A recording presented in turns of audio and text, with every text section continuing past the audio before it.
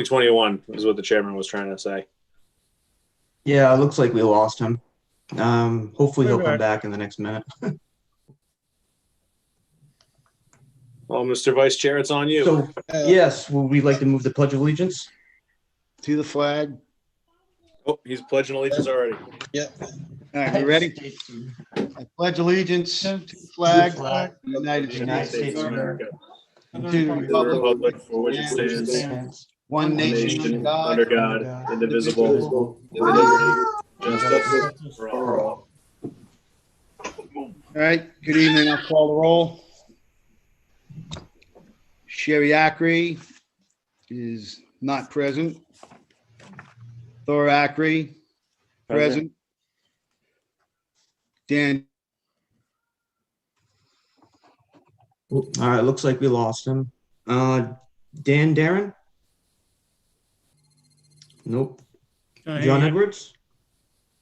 Present. Present. Tom Healy? Present. Can you hear me? Yes, I can hear you. Cynthia Isherwood? Cynthia, you're muted.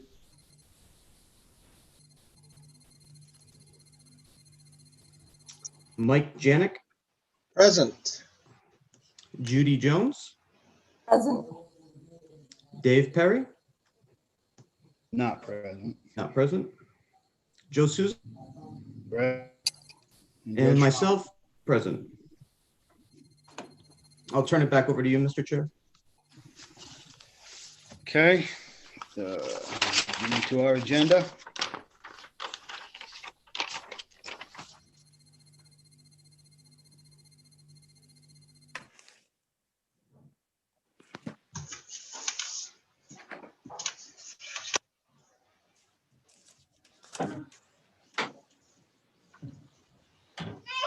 Looks like we lost Joe again. Line item number 3, we have to, I guess it's a formal receipt. Everybody received this information? Mr. Chair, Go ahead. I'd like to make a motion to formally receive the municipal budget request. Second. All right, has everybody received it? Okay. Hearing nothing, I'll call for vote. All those in favor? I'll start with Sherry A. She's not here. Thor A. Yes. Dan is not here. John Edwards. Yay.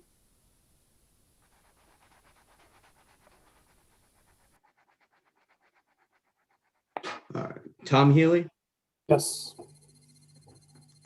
Cynthia Inglewood. Isherwood. I'm sorry. Nope, Dan Darren joined the call. Good evening. Mike Janik. Aye. Yes. Judy Jones. Yes. Dave Perry is not here. Joe Schramm. Yes. And myself is a yes. Okay. Dan Darren's here in case Didn't you call didn't my hear me. name. Yes, I did. And I had you as a yes. Oh, okay. Yep. Okay. In case you didn't hear my big mouth, Dan Darren's here. All right. To confirm, has everybody received the key dates for the FTR? Have you received? Yep. Believe so. Okay, we're going to move on. Discussion of municipal docket and budget proposals.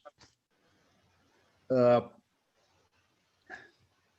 I think Mr. Chair, I think we're on the resolutions. Yeah. We only received the municipal budget. So just for clarity, it did include the town clerk's budget, the treasurer's budget, and the school budget request. You don't have the detail like any of the school detail unless you got it from them. But We do the not. bottom line number that they gave me for both the operations and capital were included in that budget. Yeah. Sorry, I jumped right over 8.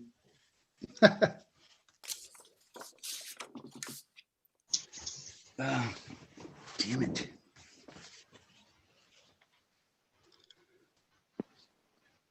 Initial discussion, vote on resolutions.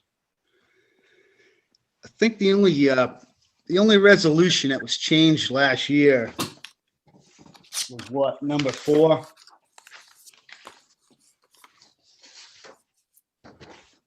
And it was done because we had, what, two FTRs in the same year. We had to hold the money over. But I'm not sure that we really need to change that back, so it was kind of a question on that. The rest of them are pretty much the same. I had asked the town clerk. He had an opinion on it, and she really didn't feel that we needed to change anything. So I think we can move forward on the resolutions and vote on each one. Does anybody have any discussion on this? That's the packet we received this afternoon.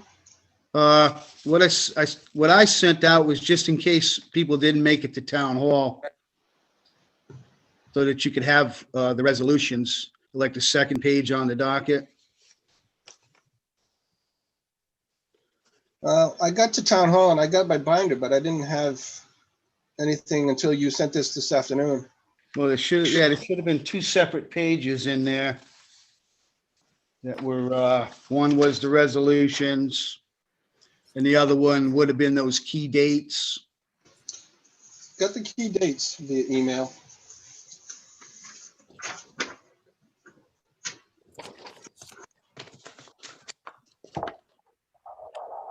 But I have in front of me what I received today via email. So we can move forward if everybody else had it. Okay, If I might, which is it exactly? There's about 4 or 5 documents here.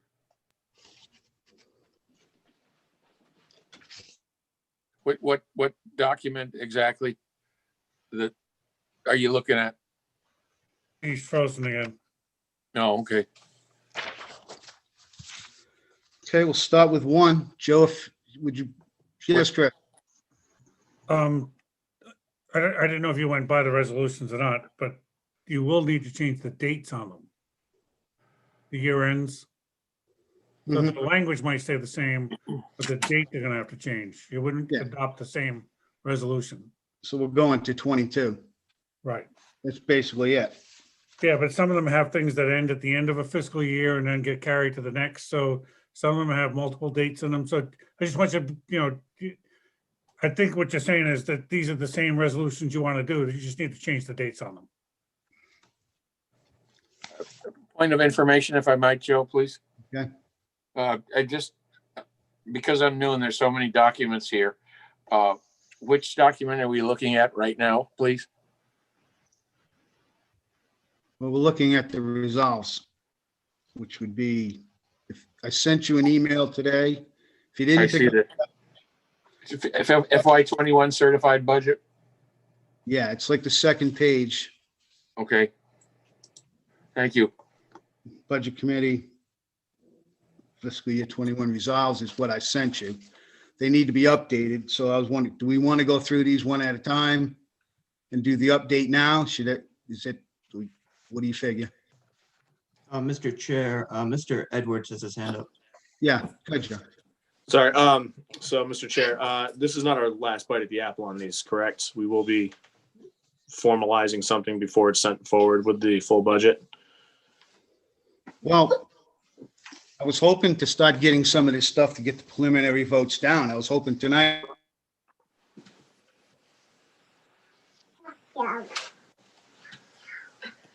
It looks like we We have lost Chris Joe. here. Can you hear me? Now we Yes, we got can you. hear you. Like I said, I was hoping we could work through each resolve. We'll change the dates as needed. Put the preliminary vote out and we'll be done with them. So this is just kind of a markup copy, if you will. Well, this is what went on last year's docket. Okay, So as Chris explained, some of the dates have to be changed. I see. My idea was we'll read the resolve. We'll change the date as should be with Chris's advice, and then we'll vote on it, and we'll have the preliminary vote on it. So Joe, would you please read resolve number 1? Yes, Mr. Chair. Resolved that the expense and revenue budget, both itemized by account, that support the proposal for appropriations and tax levies, which receives a majority of the votes cast by the electors at this financial town referendum, shall be adopted as the Tiverton General Fund budget for the fiscal year ending June 30th, 2021. So it should be 2022, correct, Chris? Correct. All right, so that one's pretty easy. Mr. Chair, Yes, motion to approve the first resolution with the change of June 30th, 2021 to June 30th, 2022. okay. I hear a second. Second, Second, Okay, hang on, I gotta keep score here. John motioned. Who second? Mike, Thor, or Mike. everybody, no. Okay, I'll put it down for Thor. Okay, Sherry's not here. Thor Ackery? no, point of order, Joe? Could we just ask for a unanimous vote to begin with and then go from there? Dan, you're very smart. Do we have unanimous consent? I, So moved. Thank you, Dan. You're on the ball. Second. Okay, Joe, would you start off by reading resolve number 2, please? Yes, Mr. Chair. Resolved that all municipal capital accounts be restricted for their intended purposes and that no transfers are authorized out of those accounts except for other municipal accounts in a declared state of emergency. motion to approve unanimously. Oh, with the date change to the 22nd, 2022. Sorry, never mind. Strike that. Yeah. Delay that. All right, Dan made the motion. I withdraw it. Did we actually vote on the first one? Yes, we did. Well, you Unanimous, right? took your advice and the unanimous consent.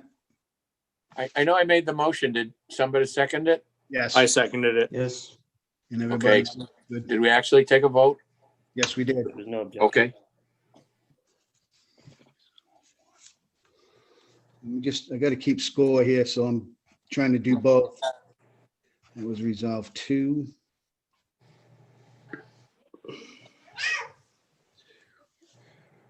And was your motion unanimous consent, or you said So moved. we have so moved in second? I'm not a second. I'm all right. Who moved the question? Dan Darren.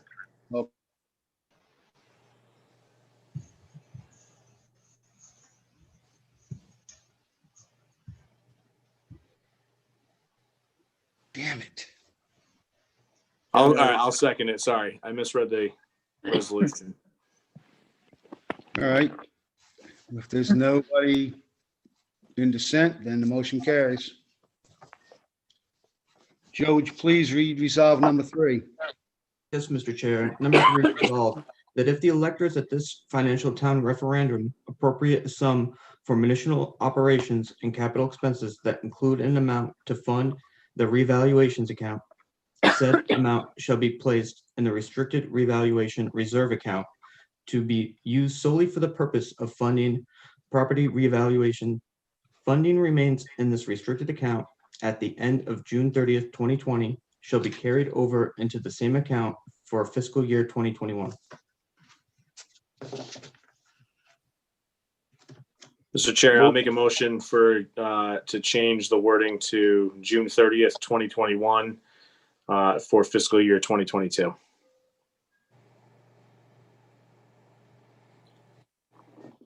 Question? Oh, Mr. Cotta has a question too. Did I say that wrong, Chris? I did say that wrong. No, I think you said it right if you followed the logic that's on the docket. But I really think it needs to say funds remaining in the restricted account at the end of June 30th, 2022, which is the fiscal year you're appropriating for, should be carried over to 2023. That does make more sense. I'd like to modify my motion. 2021 is already going to be over by the time Yeah, this budget is over, done. Yep, Chris is correct. You're on the ball, buddy. I'd like to amend my motion to reflect 2022 and 2023. Can I ask a question? Is this an item in the current budget? Is it something that is up every year, the revaluation funding? Yes. As a matter of fact, you'll find there's an increase in it this year, a slight increase. Okay. Because we do statistical revals every 3 years and full revals. The full reval costing a lot more money. I think that budget committee, and I haven't been involved in this in a while, but Joe can correct me if I'm wrong. But I think that you've been trying to allocate so much money every year, so it's not one Yeah. big jump Correct. when it comes around. Yes. So You they're take trying it, to keep it in as a bites every fiscal year. The idea was to take the ripple out of the budget. Right. Mhm. So that's why a lot of these accounts for elections and things like that are, Okay, I follow the logic. I hadn't, just wanted to understand it. I have a question about this. Go ahead, Thor. My curiosity is this, so the dates are confusing, but when I read this, because several of them follow the same dating pattern, and unless they're all wrong, They are. well, the way I read it, because first I thought they must be, but the way I read it was because these resolutions are put on, are voted on and discussed, and the referendum actually happens in May.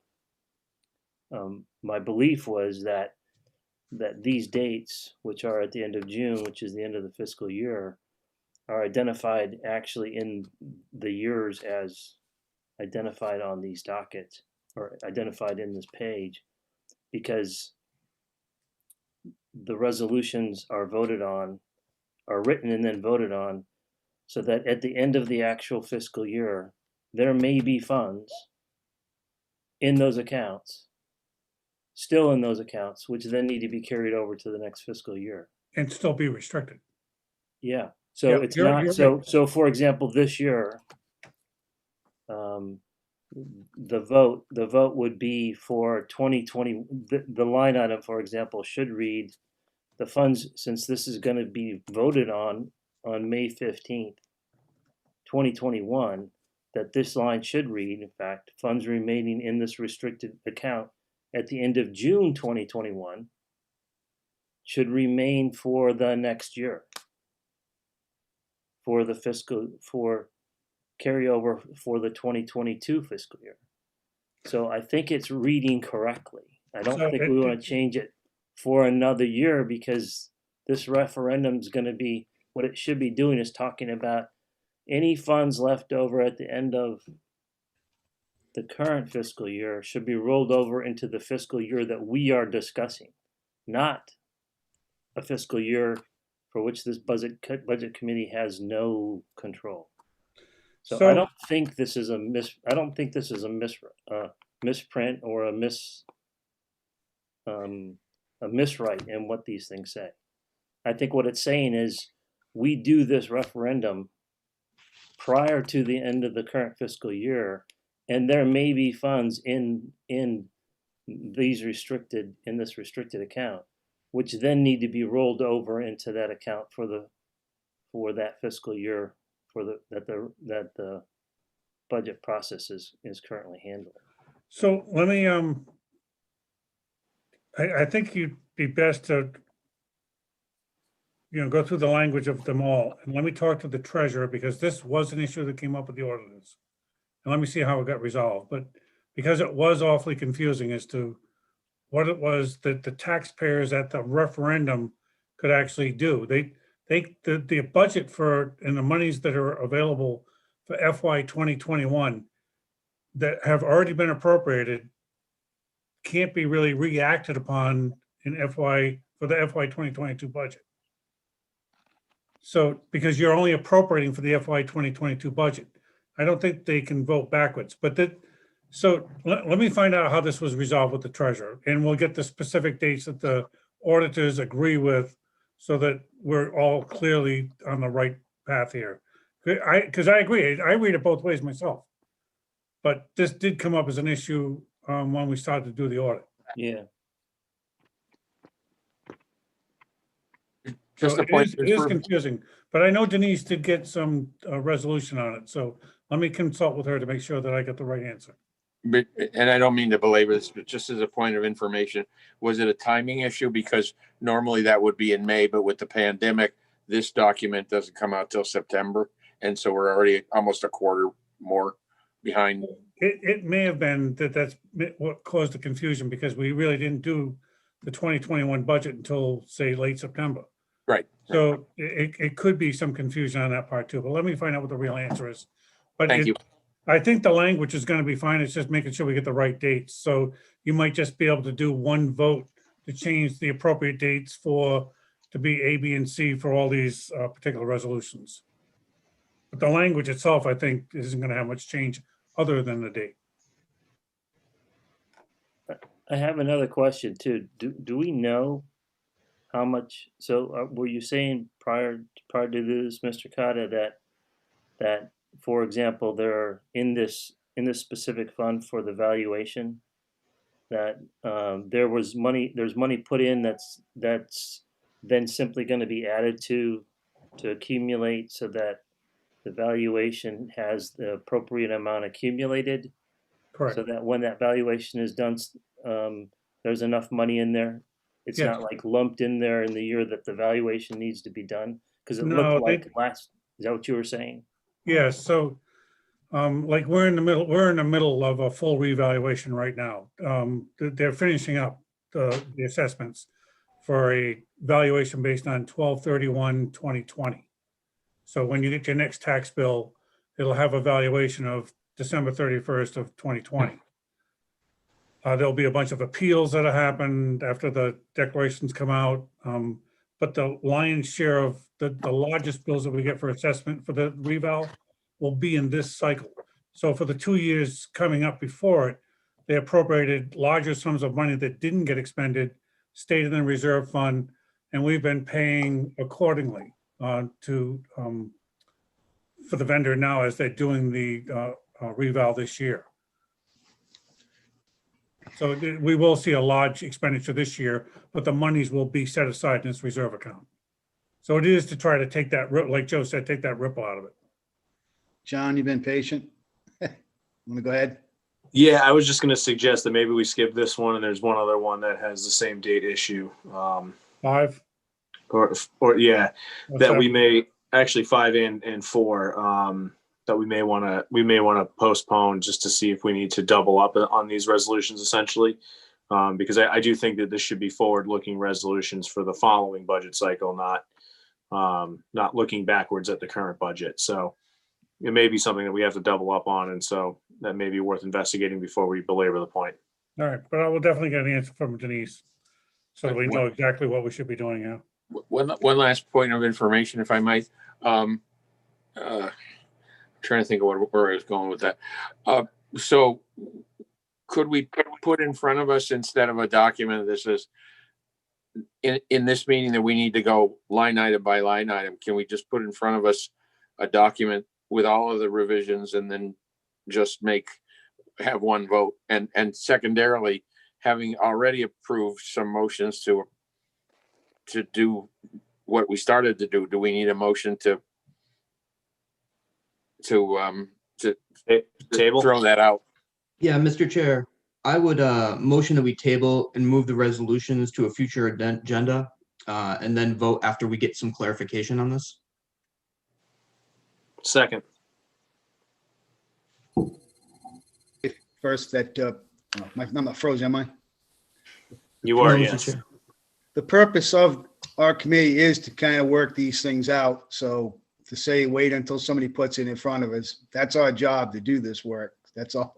That's why I brought this on the agenda, so that we can work this through. If we need more information, we can certainly push it back to another meeting. So, Could you put it on the end of your next agenda and I'll see if I get the answers for you? all right, so do we want to just stop on resolves now and put it to the next meeting, or do you want to continue on the ones we can finish? Could I point of information, if I might, Joe? Sure. It just seems like not very productive use of our time, and maybe this is the way you guys have done it before to go through line item by line item and change dates like this. And maybe when Mr. Cotta comes back and says, here's the whole proposal, and we could just say yay or nay unless somebody has an issue with an individual line. Let me just say first, I don't want to make more work for the solicitor. This is our baby. We're responsible for the docket. But while we have him in the room, we have his advice. So if his advice that we hold off a little bit, then I'll follow his advice and we'll put it off to the next meeting. Do we need a motion? I'll You make have a one on the motion. floor by Vice Chair and seconded by me. Okay, then do we have unanimous consent? So moved. Okay, motion carries. All the meetings aren't going to be this easy, though.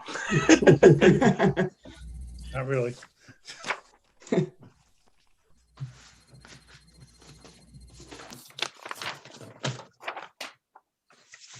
Is that a new member I'm looking at with the drum set or whatever it is behind you? Let's see. Sorry. That's our docket secretary, Yeah, can you hear me? Mr. Haley. Yeah, I'm the guy that does the docket. This is my third year. Okay, sorry. Thank you. It's okay. Nice to meet you. Nice to meet you too. Joe? Shram? Yes, Mr. Chair. My computer's freezing up continuously. I'm going to ask you to continue with the agenda.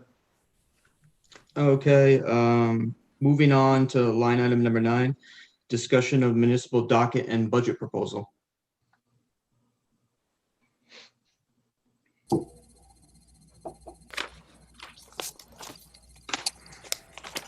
I think this was what.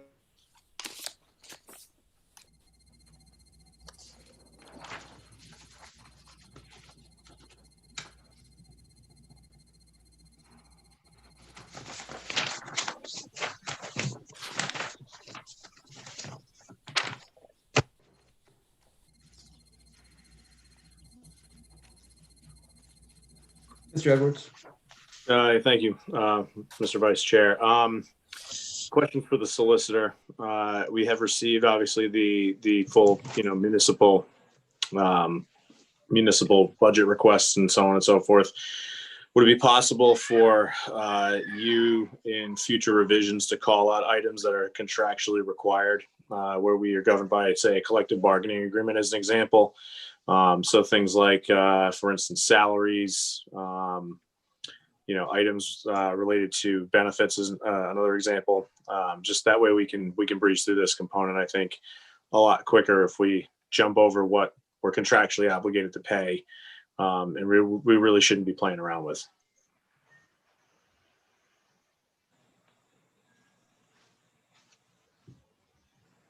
Do we lose the administrator? No, I'm here.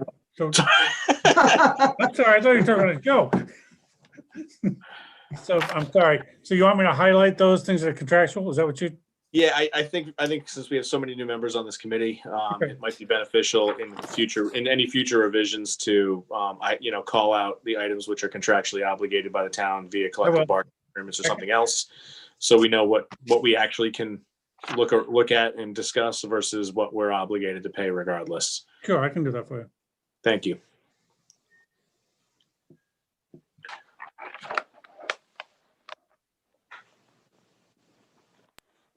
I would also follow up too by mentioning, as anybody who's read through this document before, or has come into this looking through the document, there are some items where we have discontinued. For example, where we ended, like the fire department, for instance, we've removed the hazardous equipment line item. There's some other areas that have been removed from the budget that still just perpetuate because we have those account numbers. I also wait a second. Yep, never mind. There they are. I just go a little left to see the account numbers.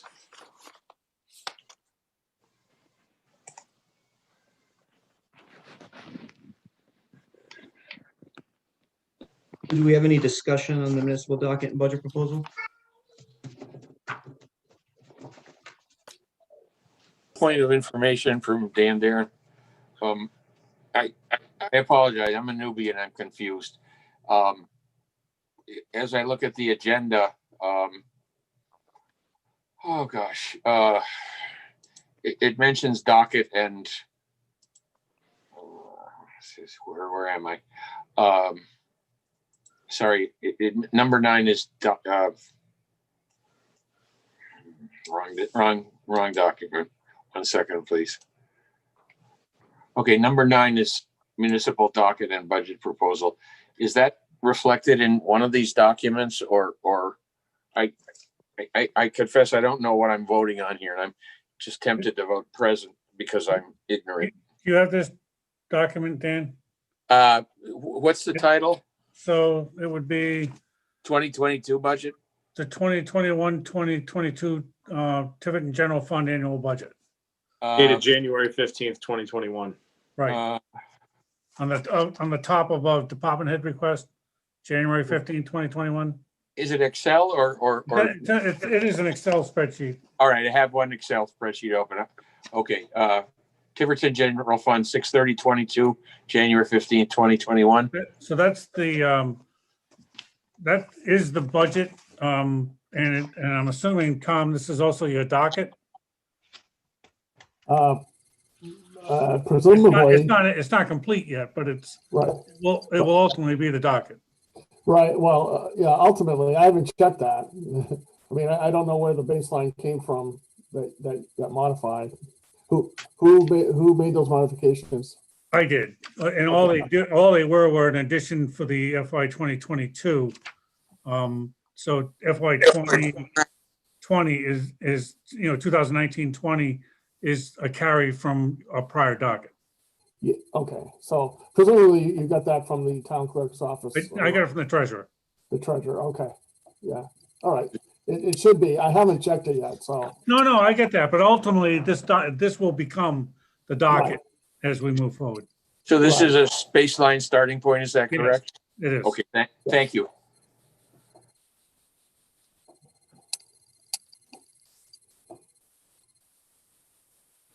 I have a follow-up question. Go ahead, John. So, Mr. Cotta, where in this docket is the OWTS payment? The who? OWTS that we paid, the payment that we make to Tiverton Wastewater? So it is on, it's under Public Works. Okay, On I wasn't page sure if that was where we had It's on page 13, under 5530 landfill operations. The last item is on OWS. Okay. I have a follow-up question to that as well, Chris. Is it appropriate for us to stick it under landfill operations? Well, that's where it's been historically. I just continued on with it because it is a obligation of the town to have to fund this. It is an obligation of the town to ensure that OWS are monitored and inspected. We do subcontract it out to a vendor, to Tiverton Wastewater. And it does, it is going to be an agenda item for next Tuesday's workshop meeting with wastewater. Because it does need, there are some modifications that need to happen with it. So question for you on that. When I see that line item 20,400, is that what they requested or is that what you're recommending? That's what I believe, that's what I was recommending, and it should have been. For members of the board who don't know, No, I served on actually- wastewater's board for a short period of time. That actually came from Department of Public Works. Okay, so for members of this committee, I served on the wastewater board for a period of time, and I can tell you that for the amount of work that's required to do the OWTS program, that number is woefully inadequate, and that is something that we should absolutely have a discussion about if the town is to commit to the OWTS program and whether or not we want to abide by state regulations. So just want to put that in the back of everybody's mind. I would like to see a copy of those state regulations myself. Because I'd be happy to procure them for you, Mr. Chairman. that would be the number probably should be about $40,000 or $50,000. So Yeah. I will tell you that next Tuesday, there'll be a full vetting of this particular project. Yeah, we were invited to that. I got the invite. So all the budget committee members, I believe, were invited as well. I And if you did not weren't- recall getting that, but if you would be kind enough to pass that on, I'd be happy Okay. to. So maybe I'll make sure that you do, so that you can at least be in attendance with it. Because it is an issue that, and this may just come off the docket altogether after that, as we go through that deliberative process. So we'll get through that. Any other questions? Follow-up question for you, Mr. Administrator. Bulldozer repairs, as we bantered about a little bit before the start of the meeting, is that 40,800 adequate to complete the repairs on the dozers that we need to complete? So Which item are we talking about, John? he's in. Sorry, public it's works. under 5530 landfill operations. The account number is 7641. If you're on the spreadsheet, it's line number 470. So it is page 13, if you're looking for it. Yeah. So we had obviously the primary is out being repaired right now. And we had the only vendor who's anywhere near in this region that can handle it, came out and looked at it twice and gave us a significant quote. We agreed to it, and the machine is now sitting there apart. And even the council doesn't know this yet, but there is significantly more repairs that need to be done that will have to be done this year if we're going to get that thing in operation. So I'm hoping next year we don't need, as much money as we have, because this, and I know that there is some thought as to, how long that landfill is going to stay in operation. But, in order to keep it in operation, we need appropriate equipment to run that landfill. So I would say you would still need to have monies in your maintenance account to deal with the bulldozer, because the secondary bulldozer that's up there now also has issues. If it doesn't become another problem quickly, we are wrestling with that matter as well. So it's ultimately both machines need to be fixed, but we have significant repairs to do on the primary right now. And we will be, as I found this out today, that we will find out there's more to this than what we originally anticipated. So I'll be before the council pretty quick, trying to come to a resolution on how to, resolve where we are. Mr. Cotta, is there going to, once assuming the landfill continues for 2 more years, so just use a round number. Yep. Is there going to be residual value on those bulldozers that the town should be able to recoup in the form of selling, 1 or both of those assets? So at the conclusion? I would assume there'll be residual value. I just don't know if there'll be enough value that we would get back everything that we've invested into it. Okay. It's to me, it's no different than a used car. You can put, a couple $1,000s into it, you may only get 1,000 back. So it's going to be based on what the market will bear at the time. But you get the usage, so. Right. And the other compounding issue with this is we have searched high and low to try to find a similar piece of equipment that we can rent. There ain't none around. There's nothing, nobody makes these anymore. So I did ask Rick today to go inquire through the military surplus to see if there's anything in the military that we may be able to find. If I'm just not so sure on whether or not we're going to wind up spending as much money as it's going to cost to fix this. So it's a problem.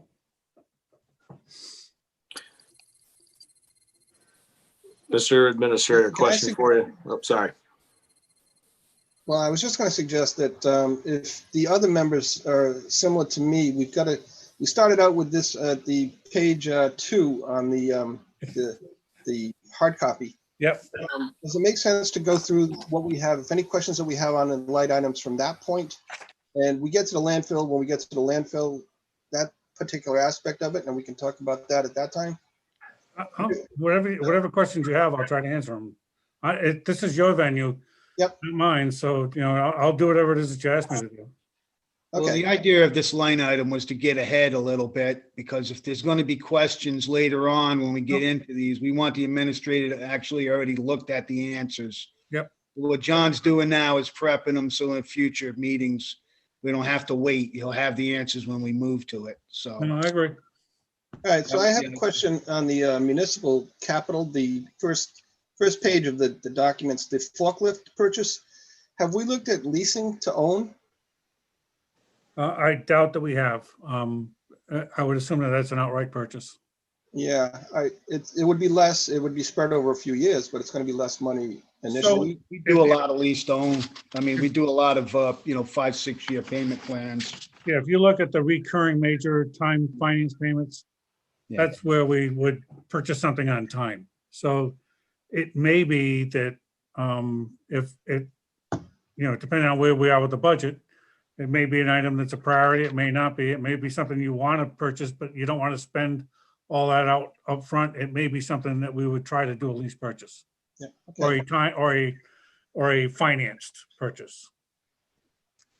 The thing about the dozer at the landfill is it has a bucket like a loader so that they're able to move the brush and stuff. So it's not like a regular bulldozer.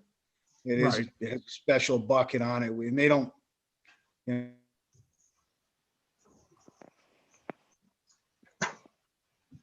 For everyone watching at home, this is Or awesome something because else. Joe knows more about this dozer than anybody else in town. He probably does. He does. I know he spends a lot, he's very, very well versed in what happens with that landfill. I So wish I could go up there and pick once in a while, but they won't let me in. Joe's right. It is a unique piece of equipment. They're not common. There are tons of bulldozers around, but there's very few that are called bucket loader dozers. Yeah. So it's a unique piece of equipment.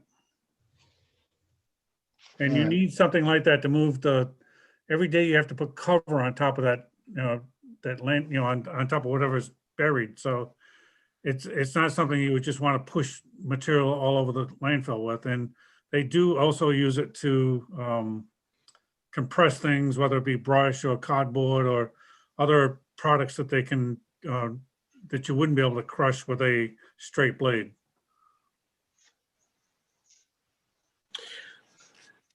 Since we're in the capital restricted, Mr. Administrator, and perhaps we can talk about this with the DPW director when he comes in front of us, but for the last 4 years now, DPW has been looking for a skid steer, and this is the first time I don't see that request on here. So I think, I will tell you that I told, as a preliminary budget, you'll see there is a lot of capital in here. Because they lost most of it from last year, they weren't allowed to purchase any. And I'm assuming we're gonna have some financial difficulties this year, but I told them to ask for what they believe they needed. Because if they don't ask for it now, nobody's gonna magically appear with, any kind of funding mechanism for them to acquire it later. So, and I agree that a lot of this will get reprioritized and there'll be a very strict approval that the budget committee and the town council will ultimately agree to. So I don't know if Rick just didn't think that it was gonna make the list, so he had other priorities that he thought of. And I will also say that, when it comes to the capital, and I know it's the first part of this budget, these directors haven't even had an opportunity to sit down and talk about these issues with the town council yet. So I do know, and I did ask Joe as we went through the joint meeting, that if we were gonna do these, we should try to stay with budgets that we're gonna work on, that hopefully the council's had an opportunity to at least weigh in on, so that we're not chasing tails of, the budget committee is doing something before the town council's even had an opportunity to weigh in on. I'll answer as many questions as you have about them, but I wouldn't take any votes on, and I don't think it's on your agenda anyhow to vote, it's just discussion purpose. But, every one of the departments did ask for what they believed they thought they needed, so. I mention it because, if I look relative to some of the other departments, I mean, Tiverton Police Department's obviously got a hefty ask in there. The fire department does as well with a new fire truck. I feel like in my experience over the years on the council, DPW tends to be the redheaded stepchild, and they're the ones that get taken from first. And that's been occurring for years in this town. And there's certainly equipment that they need to be able to perform their job. They do. I want to make sure it doesn't get overlooked. No, I agree. But I did not pare it back before I got to you. So this is the gross version of whatever has been asked for. I have not pared it back, other than one section of this budget, which I'll explain when I get there. Okay.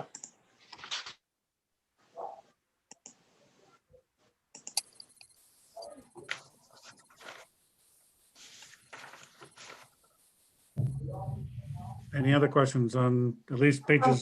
I'm new, so I've just got a couple of questions. I'm Sure. looking at the landfill equipment rent and cover. They requested 17,000 and now they want 36,500. Why is there such a disparity? So let me get, I don't know. That's what I was looking hang at. on, hang on. I want to get to it because I want to make sure. What So, page is that? It's on page 13. It's under landfill operations. Oh, thank so you. it's the, It says request 2021, 17,000. And then it said approved 30, and now they want 36.5. Why would that be like that?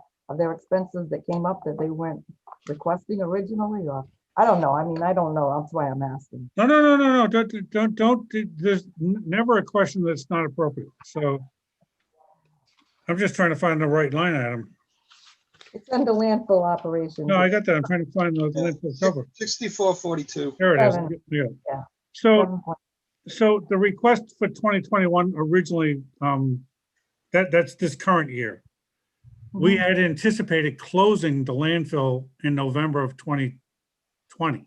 Okay, So because we sought an extension and we are tentatively approved for a 2-year or 30,000 tons, so which would bring us Okay, about that 2 years, we will need cover material to cover the daily landfill issues that we Okay. wouldn't have anticipated if we closed in November. all right. That answers one question. Okay. Thanks. Do you have another question? No, there's a few of them that, they approved, and then the department head request is significantly higher, but obviously there's extenuating circumstances, and that's why. But just remember, the 2021 budget is the current budget we're in now. What we're requesting is the 2022. So I'll explain the 2021s as we go through them if you have questions though. That's all right. Now I understand that. No, I get it. But if you do have questions, don't hesitate to ask me. I'll I try to won't. do what I can. Chris, back under the capital improvement, page 2. Yep, The recycling center construction, 600K. yes. What percentage is that of the total amount that we expect to spend? Is that the full cost for it? That would be, No way. I don't think so either. That's why I'm asking. Like 4 million. no, it won't cost 4 million to do that. At least I don't think. 1.2. Just you wait, Chris. Well, this is based on what our engineers and architects have told us it's gonna be, but there will be more cost to this ultimately down the road. This is a bare bones setup to do what we're doing at the top of the landfill now for recycling. So it's not a, I know John would probably think there's more to this than what's been presented to me, because he probably has more information about it than I do. This has been put a little bit on the back burner for me because I've had so many other issues to deal with. We are still doing the permitting, but I have not looked at the construction of it yet until we get a little bit further down the road. We're trying to deal with so many other issues this year. The fact that we got it deferred and we got permission to continue to operate the recycling center at the top of the landfill currently, at least for a little while until we get to the phase when we're going to have to cap it. I have not really spent a lot of time looking at this, but originally I think it was about $900,000. It's been reduced down somewhat, but I don't know what additional costs other than, I don't think we have like paving the road to get in there. So there's a number of things that will ultimately add more value to that. I can weigh in if you'd like, Mr. Sure. Administrator. You probably have more information than me. So, Mike, it's a multi-year project for the recycling center where it's going to go into the industrial park, which involves us doing site work. I believe DPW is going to do a significant amount of that site work of themselves to save some money, but ultimately it's going to be multiple $1 million to construct this because you have to construct a road that goes into there. There's the site work that needs to go into it. There was a whole plan that actually was approved by the prior council. That's going to be developed, including the acceptance of yard waste in there. So there's a whole area, but it's going to be a multiple year project. And my guess is that, I hate to say kick the can down the road on this one because we got the landfill extension, but that's one area where we may look to par back because we do have that landfill extension. I was thinking along that same line, with that same line of reasoning, if we didn't have to get it done right now for the landfill replacement, then we could look at maybe taking a piece of this. I'm a little surprised. I think 600K, yeah, as John said, and Chris, you're talking about some of the other stuff. I think it's a little bit thin on what it ultimately cost us, but if we could find a piece of it somewhere in the budget to put towards this, it would be less of a big hit down the road. And Mike, the prior council actually looked to, to use some of the industrial park funds, the improvement funds to create the roads and some of that stuff. I don't know where that stands, if that's going to be something that goes forward. Ultimately, the council is going to have to, weigh in on whether or not those funds can be expended for that purpose. But that may be a source to offset some of the costs. But I do remember, Chris, again, prior to your tenure as administrator, that when we went through the presentation, it was significantly more than $600,000 to do the site and create what we were trying to create. And that was a very pared back version. Yeah. Spartan. Yep. So you're right. But I just know that that's the way it was left with me. And there was some monies that were coming out of the industrial park infrastructure fund that's restricted to offset some of the costs, like you were saying. So I think, and actually, in addition to that 600,000, so the prior council too, we had a couple of times where we transferred money to cover some of the engineering and site work out of that. Yep. For Par Engineering, who's doing the design for us. But we I wish 600 was the number, but it's not, Mike. So when it comes time for that, though, I will have the plan that's been adopted or it's been approved and what the estimated costs were at the time it was done. But like anything else, it's, obviously it's going to be time to redo it to come up with better values. It's more current. That's been at least a year old from my understanding. So it's a little bit stale. And it's a possibility that we can kick this a little bit, but I wouldn't kick it too far. Right. And just so everybody on the budget committee understands as well, it's not just the council that I was on that came up with this plan. It was also the council that was chaired by Mr. Coulter and vice chaired by Mr. Katz as well. So they initiated that process, and then the council that I ended up being on that half year or that half term ended up finalizing it. So it is the culmination of multiple years of work to arrive at this number. Okay, ready to move on? Sure.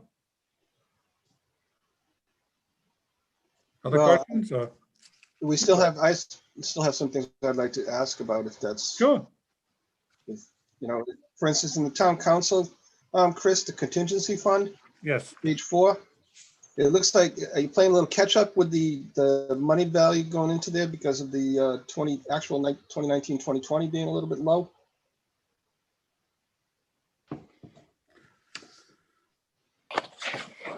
No, 2020, it would be level funded where they are today.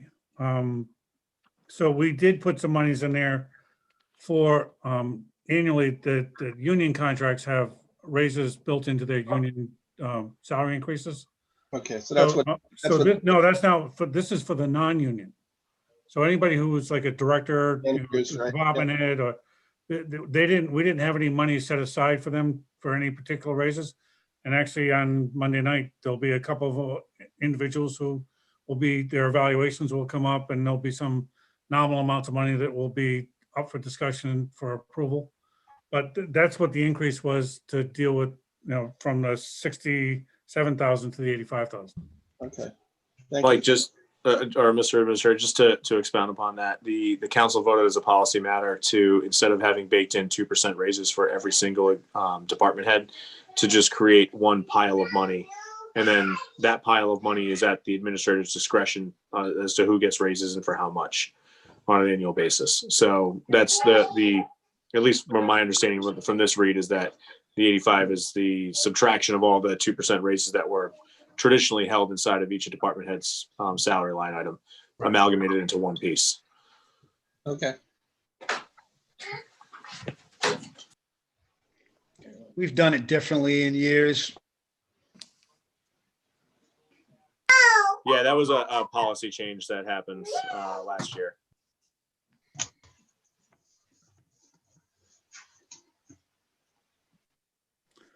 So next question.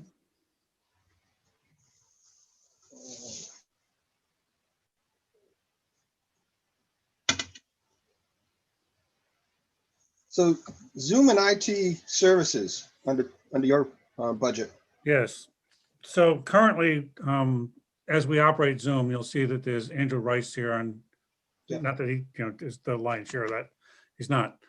But there's a cost to running every meeting. We have meetings for every commission. Yeah. The town council, budget commission, planning board, zoning board, personnel board. They all have to be live streamed, which means I need somebody to help do that. This year, from when this became about, the state did a master contract and provided Zoom to every community for free. That's coming to an end. So we've never budgeted for Zoom. And we run an enterprise version of it in order to accommodate webinars. Because it's, in order to have these kinds of meetings, you have to have a webinar. You can't just have a regular Zoom meeting. Yeah. Because you have to be able to put people in different rooms, and so it's not cheap. So I did add some monies in because I wasn't sure where we were going to go with this, and I don't know what the cost is going to be. I do know the state is working on trying to get a pricing that might be beneficial to the towns, but they haven't told us what it's going to be yet. So it's basically a placeholder right now until I get better information. Okay. But Should that and item should be under we- the clerk's budget though? well, I wasn't sure where to put it, so I put it, seeing how I handle all the Zoom stuff, I Yeah. schedule them all. I took care of it, and the license is under my name right now with the town, so that's just the way they wanted it, so. I mean, we can figure out where it goes later. I mean, I don't have an issue with that, but I just want it to be recognized that it is an upcoming cost that we're gonna have to deal with. The other thing is, because the way that this is done currently with one license, we can only have one meeting at a time. And it creates some bottlenecks in how the municipality operates. So I don't know if we would consider having multiple licenses until we find out what the cost is gonna be. I Right. just put a placeholder out there. So that's what the increase is for. Was there any COVID money available for Zoom? Or is, This COVID money is kind of like a myth. yeah, We put in for reimbursements to FEMA for a number of things that, let's say of the $60,000 we put in, we are lucky to get $20,000 back. yeah. It's a very slippery slope. We are getting some COVID money in, but it has to be justified with public safety expenditures. While I do have limited public safety Zoom meetings, it would not in any way cover the cost of this. Well, again, I think we could move and start going to the cafeterium, in my personal opinion. So it's We could be doing what? meet in person. There's enough Um, large rooms in this town that we could actually meet in person. Let's say at the cafeterium at the middle school. So Joe, you still have to live stream it, and you still have to have it on Zoom. You have to have a method for Really, people if who we put it don't on want like to we come. used to, put it on the, They have to have, you have to be able to provide people an opportunity to participate. YouTube Live doesn't do that. They have to have input. They don't have input. yeah, I didn't think about the public. That's right. It's not just the members in the meeting. When you have council meetings or planning board meetings or zoning board meetings, when people have to participate, you have to provide a venue for it. Joe, you shouldn't say that out loud, that you didn't think about the public. No, I don't think he's not meaning anything by it. I'm just kidding, Chris. So it's right now it's a cost of doing business, but thankfully this year the town was fortunate enough to get it for free, but that is coming to an end. Have we looked at the supplies budgets, the 7423 line item for the multiple departments? Would there be any way to consolidate that and maybe get better pricing if we bought? So we do better pricing. We do everything through WB Mason. We get a fairly decent price, but we try to account for it by department, by unit. All right. My education continues. No, and we utilize the state's master price agreement to the best that we can. Whenever it's Yeah. available, we use it. Yep. Believe me, I'm as cheap as they come, so. I'm pretty frugal. Just ask them all about how we ended last year. Number 10, Discussion, possible vote on debt service. Appears on page 1, count number 9660. So just so you know, on all the debt service, the treasurer has an annual list, and it's probably the same schedule you used last year, Joe. Yeah, We just took it, the same schedule that she has prepared for all the debt, bonded debts that we have. So those numbers don't change. They don't fluctuate. They are baked in, whether it's the principal or the interest. She has a full schedule of when these payments are due. Okay. So, and if that wasn't in the book, I'll make sure that you get a copy of it, but it's fairly standard. Mr. Chair, I'd make a motion that we approve the debt request, because again, that number is what it is. I'll second that motion. okay. Do we have unanimous consent? So moved. Okay, motion carries. Gonna be done by next week at this pace. Let me just say that it's my thought that we move through this budget quickly with preliminary votes. Yeah. I don't want to get ahead of the council, but I want to get something up. I want to get a docket together. And then when we go through final votes, we need to make changes in and add in, we can, but I'm hoping we can come in with a low budget and then build from there if we have to. What's the matter here? Discussion, possible vote on town clerk's budget. That would be page 4.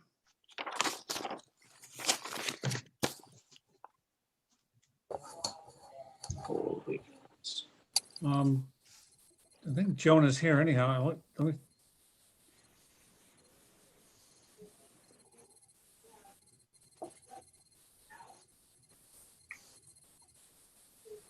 Can you hear me? Yep. Yeah. Okay. Okay, for the town clerk's budget, if you, I don't know if you've looked at the backup documentation. For town clerk's budget, we have the department management salary is level funding. The deputy clerk salary, that would represent a 2% increase. For staff salaries, it's the ASME contract, and so it's contractual for 3 full-time staff members. Overtime, I increased a little to 9,500. That's 7% additional hours. I did trends. There was 2 years it was 5%. Last year it was 7%. This I want to do a little bit more research on. It is for the town council meeting and packets, and we're trying to, I'm trying to get more of a handle on that. So that might decrease. Longevity for ASME is contractual for the 2 full-time staff members. 1 staff member was hired recently, so it was after the longevity clause was removed for those union members. Photocopier lease maintenance, that's a lease agreement, 4,800. Recording expenses, right now they're running about 10% higher than normal, or actually they're running 10% high. These are recording expenses for land evidence. There has been an increase in activity. A lot of people are getting mortgages refinanced over the past 6 months. So there has been an increase in this. Recording expenses, there's a revenue aspect to this. So even though the expenses go up, the revenue also goes up for this line item. So I increased it a little bit. It was 22. I increased it to 24.2. I did run the trends over the last few years, and I just need another month to do a little bit more research on that. Recodify the town code. Ordinances take a lot of time to get through the process. We do have a backlog of ordinance changes that need to be codified, and that's going to take some time. So I'm hoping to get a lot of that, some of that stuff done this year, but I know it will go into next year. And supplies and miscellaneous is level funded. Any questions on the town clerk, the town clerk's office budget? Yes, John? Thank you, Madam Clerk. I read recently that mortgage refi rates were nationally up 20%. So I'm wondering if that 10% increase is going to be enough to cover additional costs, because there is a run nationally for refinances. And, I just saw the home builder numbers. They're up significantly over, year over year. So I wonder if there's going to be a significant increase in this coming fiscal year for those recordings that we may be underfunding here. Again, I did increase it 10%. I'll put some more numbers together. Last year, I believe the expense was 25,000, and it was funded at 22,000 for this fiscal year. So I'm asking for a little bit more of an increase. But like I said, I want maybe another month of expenses. Again, it's running about 10% high at this point. We're at 50% of budget. We're at 60% of budget right now in actual expenses. So. We collect fees for those recordings. Oh, yeah. Yes. Well, the fees matching. Oh, yeah. Oh, the fees far outweigh the expense. The cost is covered. Okay. Yeah, it's increase a little bit, then it's not like it's coming out of the taxpayers' pocket. It's coming, comes from the people that are buying homes. There'll be a corresponding increase of revenue that will more than match this. Yeah. Okay. Yeah, for the revenue numbers, the original budget was 150,000. We're at 71% of that budget. So year-to-date actual is around 108,000.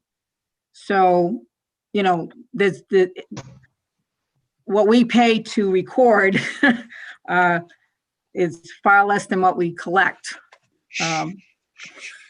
So it's a revenue generator. It's the same in every town, though. It's not. Yeah. It's not uncommon.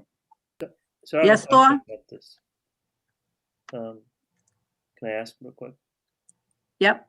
So, so if this is underfunded a little bit, then and you need more money, where does that money come from? I have to pull it from other line items within my budget. You have to, or is that provided from somewhere else? So technically, she would probably try to take it out of if she did have surpluses in her budget, and if if it wasn't possible, in all likelihood, it would probably go to the council contingency fund. Okay, and if it was overfunded, what happens to that overfunding amount? It would go to the general fund at the end of the year. General fund, yeah. So I mean, I'm a big proponent of lowballing guesses so that people don't feel like they have additional money. I don't have, and particularly if this is, I mean, obviously the money that's made goes into the revenue. The money that's spent is thrown into these line items. And I just don't see the detriment of saying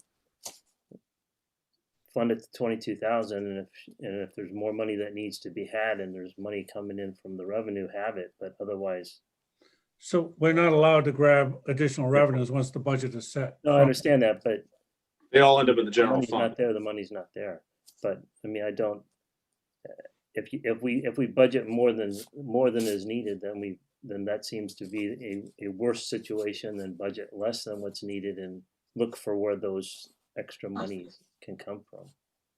Seems like there's a lot of items that are like nickel and dime, like, hey, we need to budget a little bit more, where it seems like a better alternative is you budget in a department a little bit less and look for ways to save money in that department, instead of saying, oh, I think I might need a little bit more. And that just doesn't seem to be the right philosophy. It might be okay if you're working on a business where your idea is to make a profit, where you might be able to afford to do that and you look at your profit margins, but that's not how we work. We're spending the town's money, so it seems to me you force the department heads to save money where they can. If I might, to me, it doesn't make sense to underfund something that produces $5 or $6 for every dollar of expense. But you don't, but I'm not saying you're going to underfund it, because you're going to have to fund it anyway if they're coming in to do recordings. It's just you need to find it from somewhere else that's not making money. You find it from something else that's an expense, that's an operational expense where you really probably don't need that money. Or you go to the council and ask for some money from them that they have in their contingency fund. Why would you do that? It's like charging cheap. It's like saying I'm running an airline and I'm making money at it, but I'm going to underfund the maintenance because I can make it up on, I don't know, soft drinks or something. That's not what it's like. That's not what it's like at all. It's like you have $20 in your wallet and you say, I have $20, so I'm going to go buy a coffee today. Instead of saying I don't have $20 because you may need it for something else. And if you want to have a coffee, you have to ask somebody for money later on for it. But you got the money, you're going to spend it somewhere else. It's still, I'll defer to the council, but I see you, John. Just you're next. So I want to respond to the point that Thor made, because I think it's a good one, and I think it's a broad-based misconception with how municipal budgets actually operate. So the revenue may come in, yes. The expenditure is going to happen. It's going to happen on this budget. If we don't have the money to cover it, and you can look within the rest of the department budget, it's not like there's a lot of additional revenue floating around in there, right? It's not like we're over budgeting anything. I mean, you've got a 10% increase on the one component where we know over the course of this past year, mortgage refinance rates are at an all-time high because of where interest rates stand. And you're suggesting that we not fund a revenue-making operation where, yes, the revenue would come in, but it would go in the general fund and we can't touch it until next budget cycle. So essentially what you're suggesting is that we would cap out on the ability to actually raise that revenue when we level fund to last year, or I don't like looking at these numbers. I don't know where you would come up with the additional money in the clerk's budget. I just don't know. I mean, perhaps I'm missing something, but that's the issue here, is that, I think that we want to make sure we have enough revenue, enough money budgeted to cover items that are going to generate revenue for us, not under budget those and hope for the best, which is unfortunately the position this town has been in for the last decade. Right. To me, it sounds like funding a court operation, and some murderer comes through and you say, "Well, we ran out of money in the budget, so we can't arrest you, and we can't charge the fees and the fines because, I mean, take it to a logical extreme." You're budgeting money that you can find somewhere else. My view is there's always there's a much more robust capability. If we're going to budget 25,000. Then we're going to say we're going to take 25,000 from somewhere. So my opinion is it's going to exist somewhere. Well, that 25,000 I'm open to suggestions on where we find it. With all due respect, and I'll leave it at this.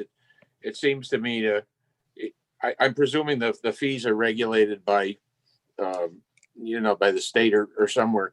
These recording fees, and so to me it's absurd to say, quite. And I apologize for not being tactful, but it seems to me to be absurd to say we're contracted by law and regulation to provide this service. The service provides 5 or 6 times what we often budget for it. So let's nickel dime that operation, and let's pretend that we're going to find it somewhere else. We'll make up money on tolls, and we'll underfund the IRS, which returns us $10 for every dollar, but we'll make up the budget on tolls over the Mount Hope Bridge or something. To me, it's absurd. It makes no sense at all. But all right. I'd like to. Sorry, it doesn't make any sense to you, but to me, it's a philosophical thing that it carries out through the entire budget process. It's not just as one line item. But why would you have to provide this service? You're providing it at a time when the growth is high. I don't know. It's not like it's a cost accounting thing where you're going. you know, it's, But Joan already just said she has no idea what the number's gonna be. Can I explain something, Yes, if I please. may? Okay, so I'm telling you that the numbers are running 10% high. What I've requested is 10% higher in the amount. So it was 22,000 for this fiscal year. I'm asking for 10%, 1.10%, 24.2, okay? Previous year, the amount was 20,000. So this was for fiscal year 2019 to 2020. The amount budgeted was 20,000 and the actual expense was 25,500. Yeah, that's where your expense reports come in. Okay, so in that fiscal year 20, it was over budget and I had to pull money from or Nancy had to pull money from other locations. So that means something else didn't get done. And I can honestly say it's probably the ordinance that didn't get done because she would have had to have pulled the money from another area in this budget. So now I'm a backlog on ordinance, codified in ordinances that I have to spend money on that to get that done. So yes, okay, I can pull it from someplace else, but what happens when I'm behind the gun on these ordinance, codifying the ordinances, and someone says, how come you haven't done the codification yet? And it's 3 years behind. Yeah. That is required. I can't, records are required to be updated, okay? That's part of the job. So if last year's budget, fiscal year 20 was underfunded, and then now this year, this year's budget was approved at 22,000, but I'm already running 10% high. So I'm going to be over budget on this line item again this year. So I'm only asking for 10% more. And I want to make sure that that trend continues, that next month, the expenses are also continuing to be 10% higher.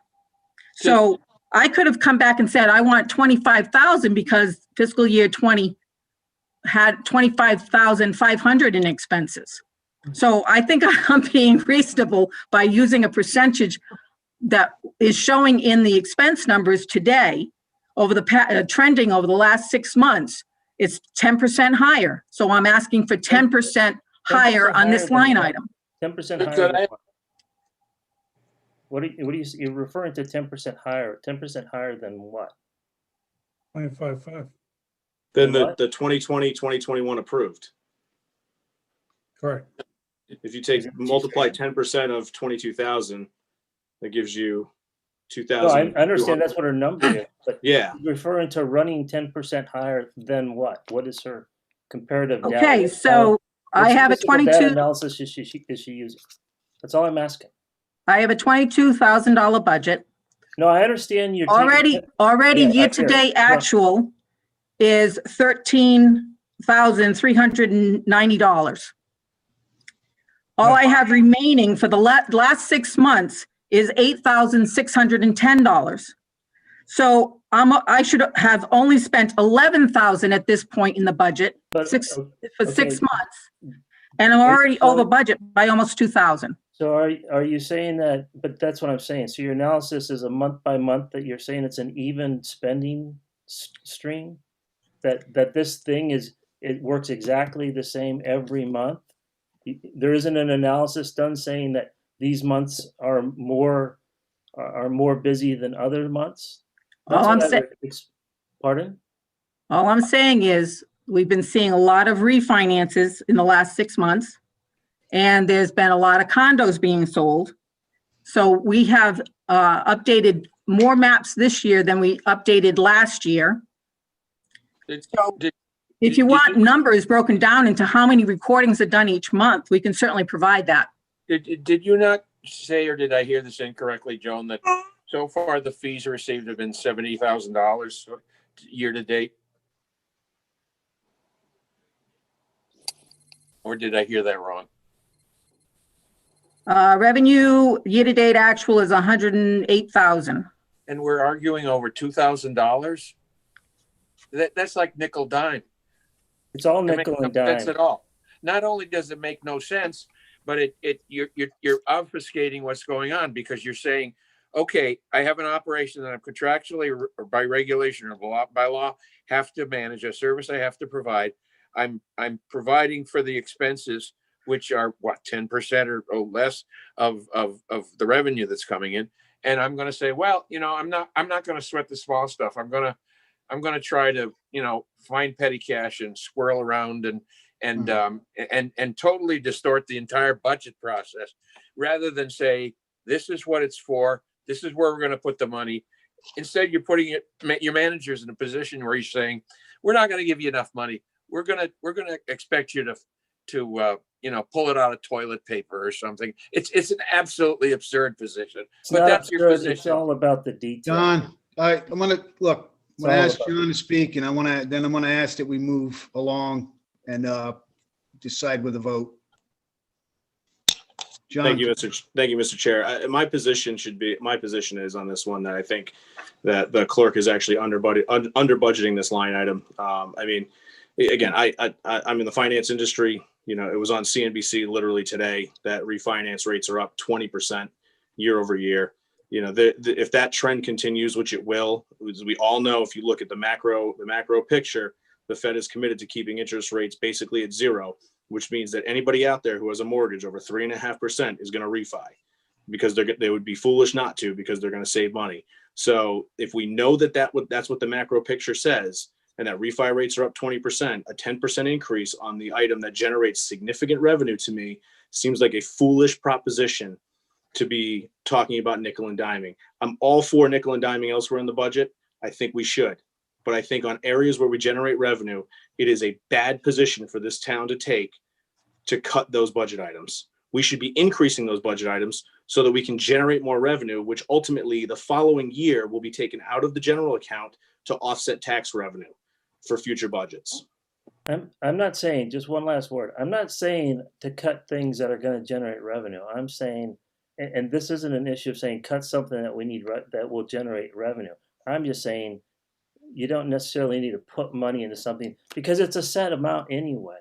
Thor, that's exactly what you're saying, though. That is precisely what you have been arguing through this entire piece, and that is what's driving me up a wall, because it is foolish to me that we would actually talk about nickel and diming something where we can. I mean, by all means, I think you should do your own homework. I came prepared to talk about this. The macroeconomic trends are out there. Take a look. If you'd like, I can prepare them for the next meeting. I'm happy to share them with you. But I think that we're spinning our wheels and are wasting our time on something that generates revenue for the town, which is how we lower the tax rate in town. Here. Mr. Chair. For a motion. Mr. Chair, I'd like to make a motion to approve the town clerk's budget for $315,773. Second. Okay, we have a motion. Let me just record this real quick. We have a motion and a second. All right. I don't think we're going to have unanimous consent. Did you give me a number, Joe? Yes, 315,000. I'm sorry, 315,773.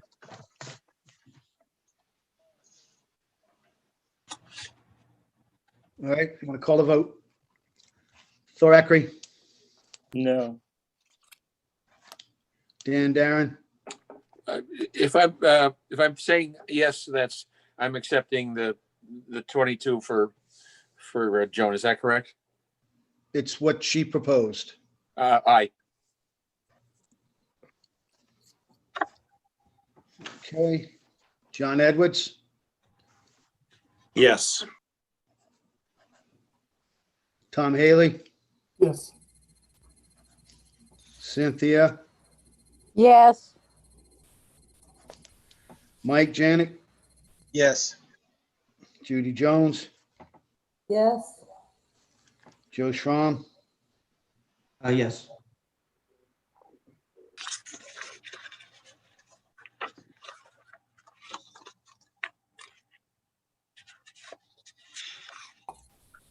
Next, I'd like to go over the Board of Canvassers budget. Joe Souza hasn't voted yet. Oh. Joe? Mr. Chair, are you there? He might be frozen. Hang on a second. You do need his vote for the open meetings. Oh, Jesus. Joe? Joe? Mr. Chair? Yeah. I'm back. You need your vote, Joe. I was a yes. We're actually on, the town sergeant's budget now. Joe? Yes. Part of my budget is also Board of Canvassers, the financial town referendum, and the probate court. Are we going to go over those?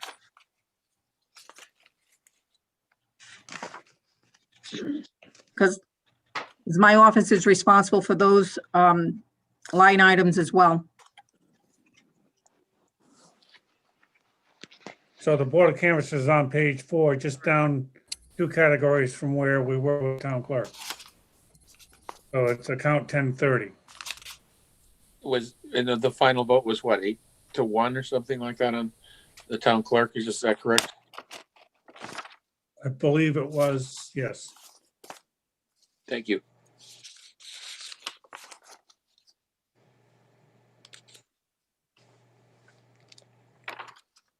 Yo, Sean, Yes, Mr. Chair.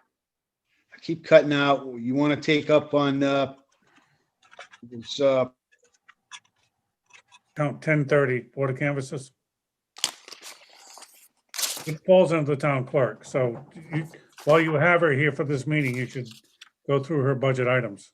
Mr. Chair, would we be voting on that?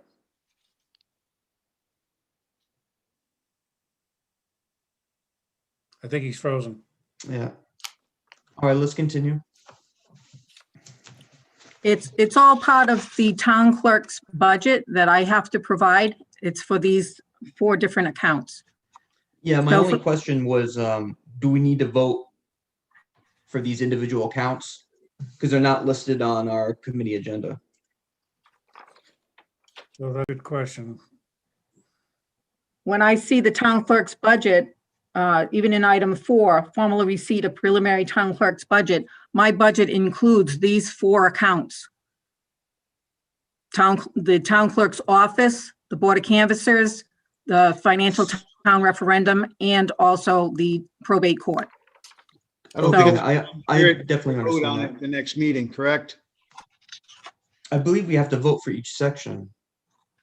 Well, my point is, we can hear her presentation and add it to the agenda for a vote for the next meeting. We can still hear her presentation now. I think Correct. that's Joe, that's what you do, because I do think if you're gonna go by every category based on the numbering system of the 1010, 1020, Mhm. 1030 by nomenclature, and it's not on your posted agenda, I don't want to see you wind up with open meetings violations, so I Yeah, think so you're we right, that vote you can discuss, Next you meeting, can correct? do the presentation, but I would just add to your agenda for tonight for discussion purposes only, the presentation from the clerk of the Board of Canvassers, the probate, the town referendum, and what was the other one, Joan?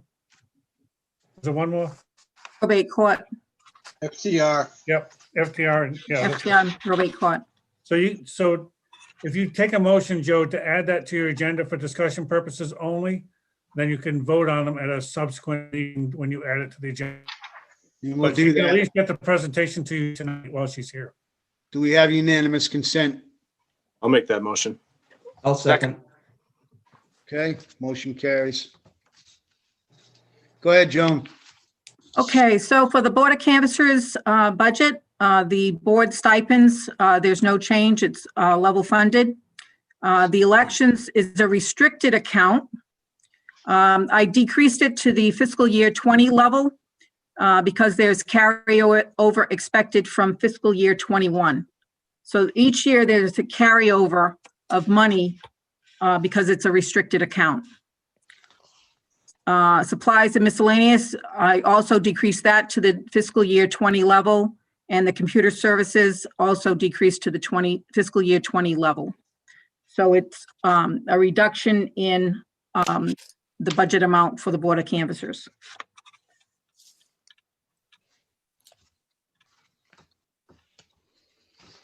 Are there any questions? Seems straightforward to me. Okay, the next item is account 1100. That's the financial town referendum. This also is being level funded. On It page 5, if you're looking for it. And it's account 1100. Now, this includes 2 days early voting and then the Saturday financial town referendum for fiscal year 23. This excludes any runoff referendum, so that this would not include any money for if there were a runoff. And I believe that's addressed in the one of the resolutions, resolution 4. And this also assumes no delay in the fiscal year 22 FTR on May 15th, 2021. So hopefully there isn't a delay to a later date as it was with fiscal year 21, where it was delayed past the end of the fiscal year into this fiscal year of when it happened in September of this past year, 2020. So again, level funding of 11.5. Any questions?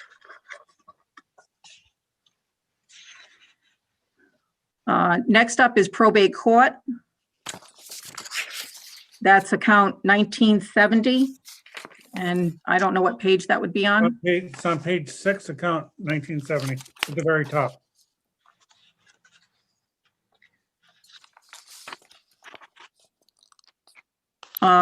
It includes the probate court judge's salary of $8,500, recording expenses, level funding, and miscellaneous level funding, and then the program software, the annual fee of $600. So it is level funded from last year at $12,100. So no increase at all. Good. Any questions? I have one. Yes, John? So supplies and miscellaneous, 2019, 2020 actual was 454. Do we have the actual numbers for 2020, 2021 so far? Are we on pace to hit that 1,000? Let me check.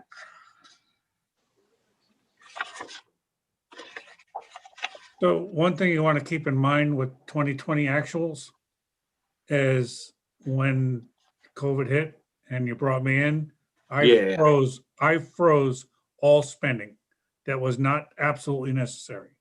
So some of these are going to be a little distorted as you look and try to do a comparison. So just so you know, probate also didn't hold hearings for, I don't think they started until September. So maybe late August, September, before we started probate back up again. So that's why there was really no expenditures. But I withdraw my question. That makes a lot of no, sense. but it's for the rest of the board members. They're going to need to know this, that there is going to be some disparity as we go through this because, and I will tell you, whatever monies were left in that account went to the general fund. Mhm. They didn't get scooped up and go somewhere else. We froze everything that we could so that it would go to the general fund to make sure that we could make budget. And John, actually, it is a good question. Even so far as recording expenses, I know that some of the recording scan was not done in the last fiscal year, and we're going to have to try and catch up with that this year. So I've been on the job a month. What can I say? I'm finding all this stuff out. No, we froze it so that Yeah. Nancy did not do any recordings if she didn't have to, unless it's absolutely necessary. What point of information? Dan Darren needs to step away for 5 minutes. Thank you. So there were lots of things that weren't done. Again, probate, the scanning and archiving was not done. And in the clerk's budget, the ordinances weren't codified. So we're going to have to try and catch up as much as possible this year to get as much done this year as possible. That's all I can say. Yep. Any more questions? Thank you Okay, very much, Madam Clerk. thank you. Thanks, Joan. Thank you. Bye. Have a good night. Have a good one. You can stay if you want. Bye. Bye. Okay. So we'll put that, you're gonna put that on one of your future agendas, correct, Joe? Yeah, well, next agenda That's fine, but I think that's the proper way to handle it. Yeah. All right. Discussion, possible vote, tax assessors. No, I think you get town sergeant. That's right, yeah. So that's on page 5. It's account 1090. No, yeah, 1090. What's one of the account numbers in there, Chris? Excuse me? What's one of the line item account numbers in It there? is only one account line, it's 5114, but the account number on the right, far left is 1090. It's the third highlighted item, you know, the bolded item down. So it goes planning board, zoning board, town sergeant. Got it. Never mind. There it is. Do we have any discussion on this budget? It's pretty straightforward. The town sergeant has duties laid out in the charter. It does. My question would be why we went back from 500 to 1,500. So again, Joe, during the whole COVID issue, there were a lot of things that were not happening. We didn't know when we were actually going to get meetings up and running again. We didn't even have Zoom meetings for even up until I think July. So there were a lot of things in 2020 2021 we didn't think were going to happen. So when the budget was presented, put together to kind of cobble something together to see what we could do for 2021, there was a cut that the budget committee made on that line item, and I don't think it would, you know, I think it's appropriate to put it back to where it should be, because all the meetings are now happening and she has a ton of work to do to get these postings out and to get whatever needs to be done by the charter. So she should be brought back to whole. Any other questions? Mr. Chair, Go ahead, John. I'd make a motion to approve item 1090 town sergeant for 1,500. Second.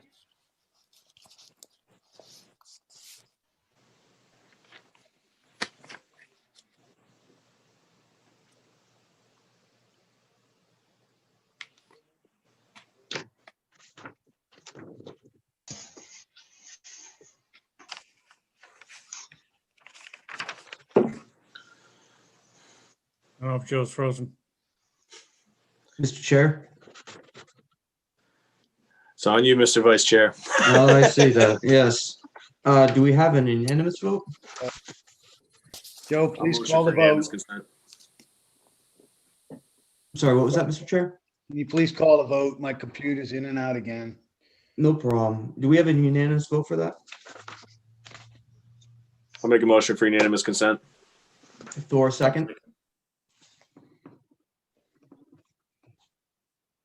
Motion passed. Okay. All right, for number 13, discussion possible on the tax assessor's budget. I'm told that the tax assessor is sick. Yes. So, If you want to try, I will try to take a stab at this for you. So while there's one major increase, the majority of it is contractual, whether it be the staff salaries, the longevity. There is some increases in the GIS issues that we have. There's fee increases that we have that a part of the budget that his office maintains, the GIS systems. And I think the other increases on the supplies and miscellaneous. Because he is in this year, this is, as he goes through the reval, he will be inundated with a number of appeals throughout the FY22 budget.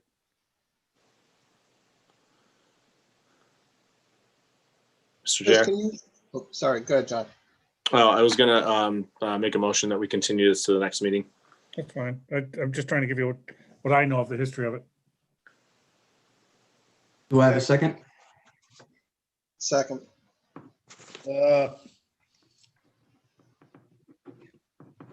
Is that the consensus of everybody, or do we want to vote on this? Do we have a unanimous vote? Well, if we're gonna go that route, hang on. Chris, could you just give a little background on the GIS system? So the GIS system is the way I understand it, it's an electronic version of the entire mapping of the town, and it lays things out by plat lot lines for every parcel. And it's what's used to help generate the value, square footage of each lot, so that there's a value determination that can be made. And every year, my understanding is that those have nominal increases for the software upgrades to those systems to keep them updated. So For what it's worth, you system can. is also, the system is also used by the building office, the building and zoning office, the planning office. It's a well-used in town. It gets used by a lot of different departments. DPW uses it. Thank you. It's available to everybody who wants to access it via the website as well. So you can pull up your Correct. property card, you can see valuations, size of house, so on and so forth, lot lines, all that good stuff. Where wetlands may or may not be, everything's recorded there. It's It basically has a a very whole detailed bunch of map. different layers to it. Yeah, it's Google Maps that actually works for the town. Yeah. Okay, thanks. I'm still getting familiar with it.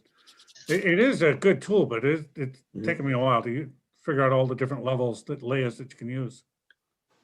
For the wetlands markers are just way inaccurate on that though, for anybody who's interested. I have no problem moving this to a vote. Mr. Chair, are you there? Damn it. Can you hear me? Yep. We Yes. got you. Okay, I'll entertain a motion then. Joe, I'll make a motion to approve the tax assessor's budget as submitted. Second. Do we need to add the dollar amount? Seconded.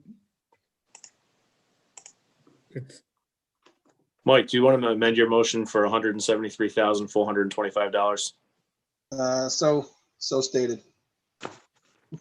I'll second that. I amended as such.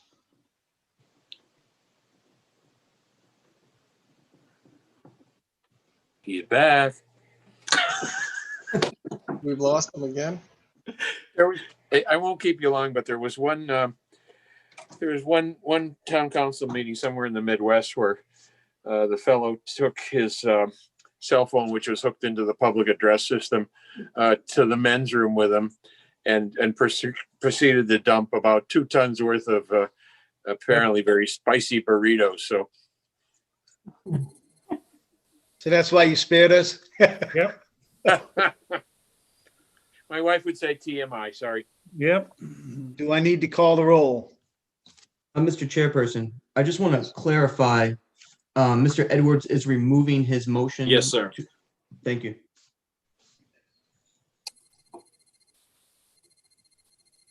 My bad. I should have preempted that. So there is a motion and a second though for the 173,425. Yes, Correct. Do you know who made the motion? Yeah, Mike Janik did. I seconded. and then John second. Okay. So I think Joe's looking to see if there's a unanimous vote for it. Could I ask Are there any objections? what account that was? 2120 tax assessor. 2120. Thank you. It's on page 6. Mr. Chair, are you there? Yes. Are we going to move for a unanimous vote? I haven't heard any objections, so I'll motion for unanimous consent. Second. and the motion carries. We're moving along. So just so you know, that item under it, which is not on your agenda, which we should probably, next time you put your agenda together, I'll weigh in before you get it posted. the revaluation is also part of the assessor as well. And I can explain to you, you're not gonna deal with it tonight, but just for discussion purposes, I'm just gonna let you know that we did a RFP for the power plant at the industrial park to have that fully appraised. And that appraisal came in far higher than what we anticipated, so Good, good, good. there will be some addition to the F 2022 budget as it relates to moving forward. So I think he was looking to get some monies added to make sure that if we continue on with that, he would have monies to continue on with that as well. But Here I'll comes let the him, pilot program. when you have him before you, he'll address it with you, but I will have him come in to talk about this. And he's also going to have to come in and speak to you about, the town's valuation and those kind of things as we get, down the road. So you will have an opportunity to discuss this with him. I know you're not going to vote on, you're not going to do anything tonight, and it doesn't really need to be added. It's just discussion from my standpoint, giving you some feedback so that you'll know where to put it on your agenda. So at some point when he comes in, the town's valuation, or if you're going to amend any of your vote, you can bring him in to deal with the assessor's office at that time. Okay? Is that all right, Joe? Yeah, well, we're on you now anyway. We're on administrative items. That's not me. We got the regular scheduled meeting scheduled to. Sorry, That's I'm sorry. My okay. God. It's all right. Not only am I losing my internet, I'm losing my brain here. No, that's all right. Agenda items, okay. Approve and vote 21 regular meeting. Okay, yeah. Has everybody received a copy of the meeting schedule? I don't believe I did. Yes, I have. It was in an email from Sherry, Jay. John. Well, I mean, you guys want to tell me what it is, I'll be here. So is it every Thursday? Pretty much. Yes. Got us down right till June 3rd, but I don't expect to be sitting here June 3rd, so. So No way. just so you know, I know you need to adopt your schedule, but I also, as part of this meeting, your Zoom meeting information, I try to keep it so it's the same login, same code, same everything for every meeting. So you shouldn't have to deviate at all. Look for a new email, or you can go back to the old one. I'll resend it to everybody just so that you have it, so that you don't lose it, but it is applicable for every Thursday meeting. Much appreciated. Yeah, thank you. So I'll ask for a motion to adopt. So moved. Second. Second.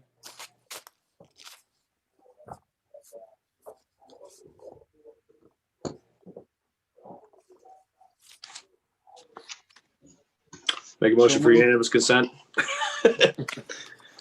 Second. No objections, I'll say the motion moves. Moved. All right. Doesn't like being a rubber stamp, huh? That's okay. Keep in mind too, these preliminary votes, okay? We can always go back and make adjustments as we need and see fit. Main thing is to get a docket together that we can work with and show the taxpayers where we're going. State COVID relief fund, impact on budget items. So let me give you a little bit of a history and update on where we are. This has been a very tedious struggle since COVID started, and especially since the state received the 1.25 billion in CARES money. The town has had exposure for a number of lines in our budgets, whether it be overtime, quarantine time, whether it be for PPE purposes or mitigation issues that we've had to deal with. So we've seen expenditures in all of our budgets to deal with protection issues, to either protect staff and or to protect the public. Many of these expenditures that we're told to file through FEMA to seek reimbursement. And as I alluded to earlier, we may have put a request in, I think through December 31st of 2020 of about $60,000. I can get you the exact numbers. And we were notified that we will probably be approved for about 23,000. So those numbers will come in, and we don't know, they're saying we get approved, but we don't, no one will get the money. It could be next year when we get the money. That's the problem with FEMA monies. And we also have to do a 25% match to those, which we can absorb because we have expenditures that did not get reimbursed. So the fight, for lack of a better term, the fight all year since the CARE monies came out is the way the state does its budget. We relied on, built the FY 2021 budget. The numbers that were told to us that were going to be aid monies that the state would provide to the town. All are in the same boat. Lincoln have a little bit of a different issue than all other towns, and I'll get into that in a bit. But so our aid to education, our reimbursement of the motor vehicle taxes for the phase out, our public safety service funds that come in, all those, we asked the governor to at least keep us whole with what those were. And every city and town was also begging for additional monies to deal with the extraneous expenses that we were experiencing that were not part of our, were unbudgeted expenditures that we were subsidizing with budgeted monies. That part didn't really come to fruition. What did come to fruition after December 31st, actually the very first week of January, the CARES money had a deadline on it that had to be obligated by December 31st. So the governor carved out of the 1.25 billion, $136 million. I'm using round numbers here, of which Tiverton will receive $470,000. Now, this has nothing to do with the schools. The schools have received some COVID-related reimbursements.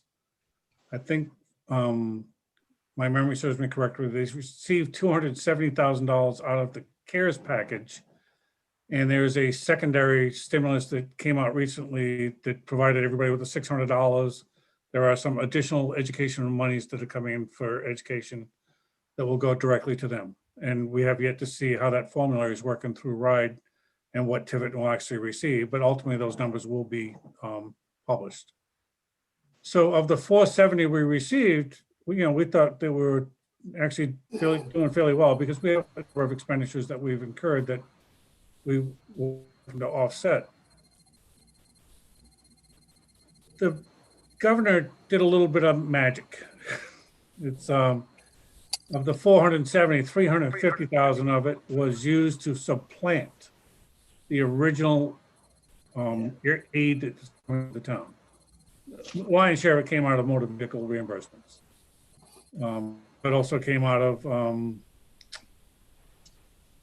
there are a couple of aid issues, but the lion's share of it came out of motor vehicle. But of the 470, there's about 110,000 that is actually free money, and some of that will go into offset. And the trick to it is we have to justify it on the local level with unbudgeted public safety monies, expenditures. So we're seeking relief, and I believe that we received it from the federal government, that we can use public safety monies, whether they were budgeted or unbudgeted.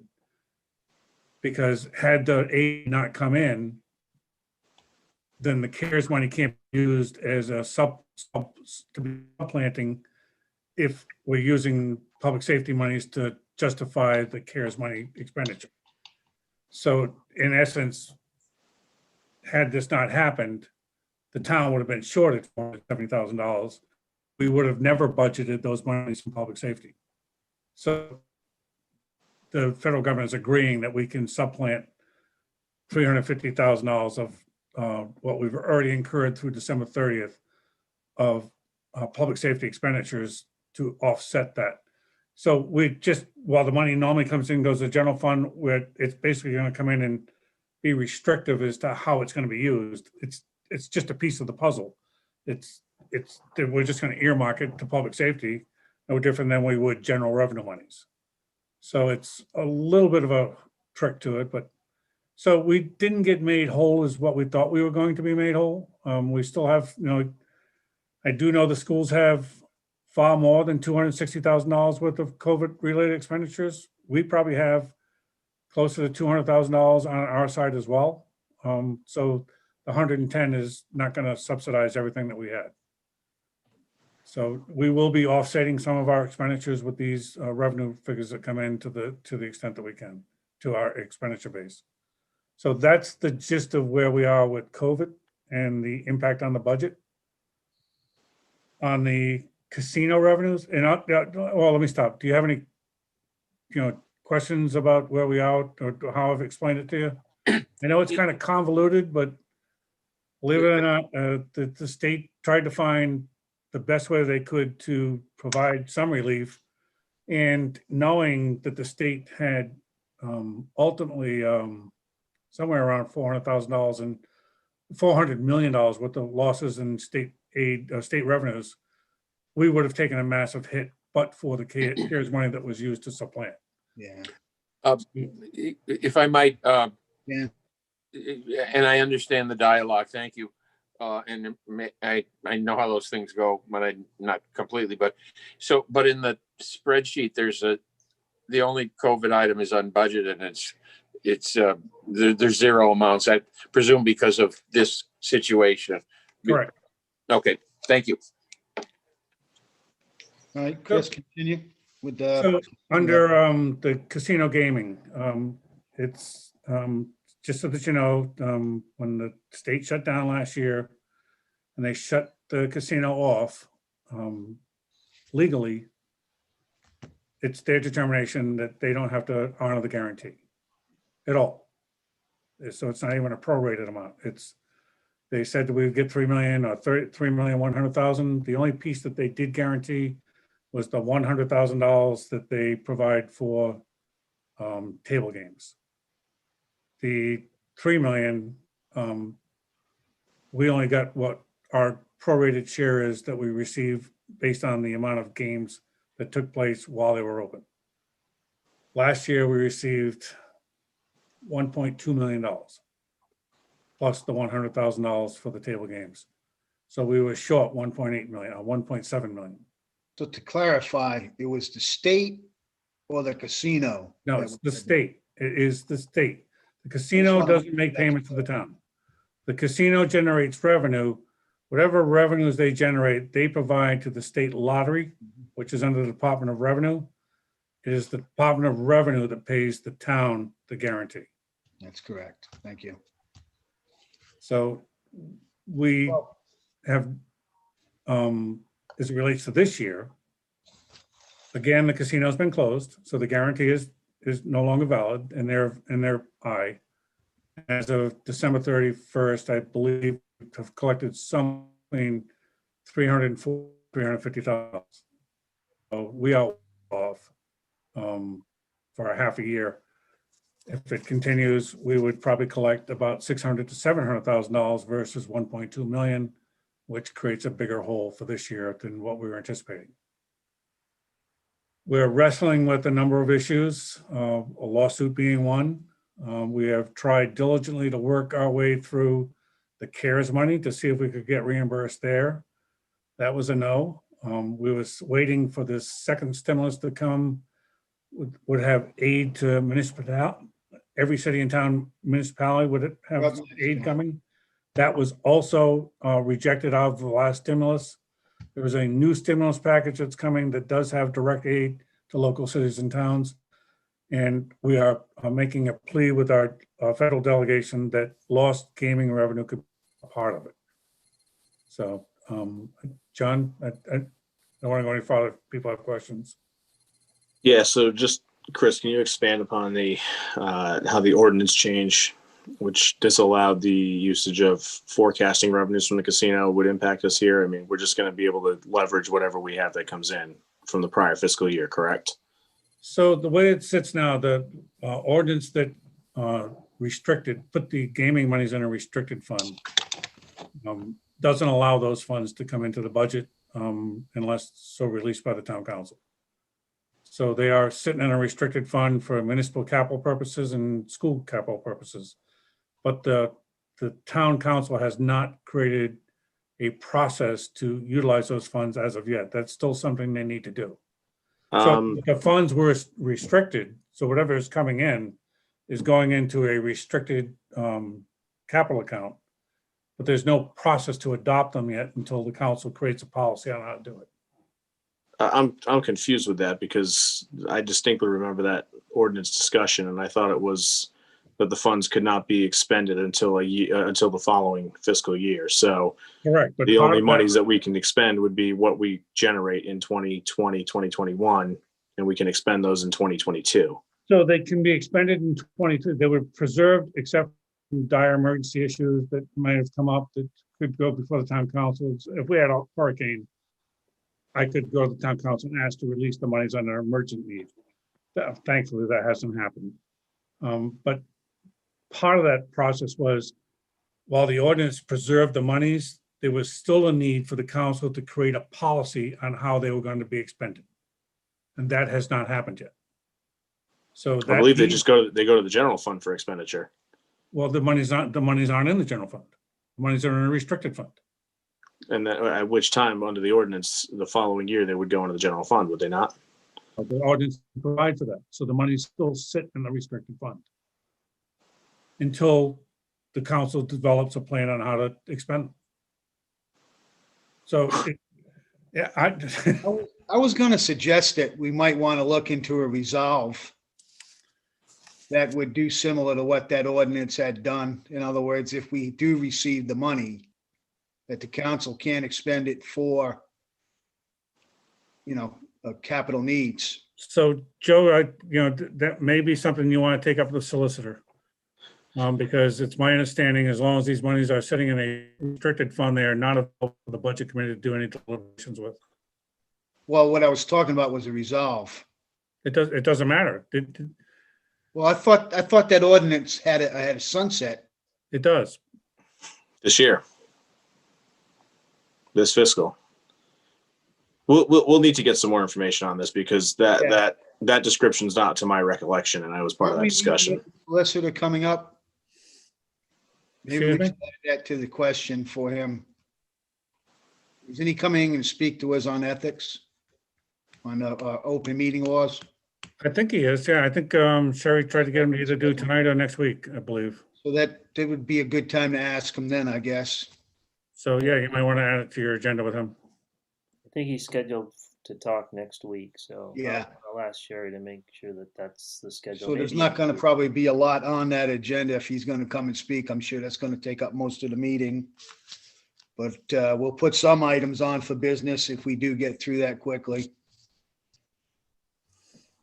The Okay, last and then the last item you had was the legislation. so I know that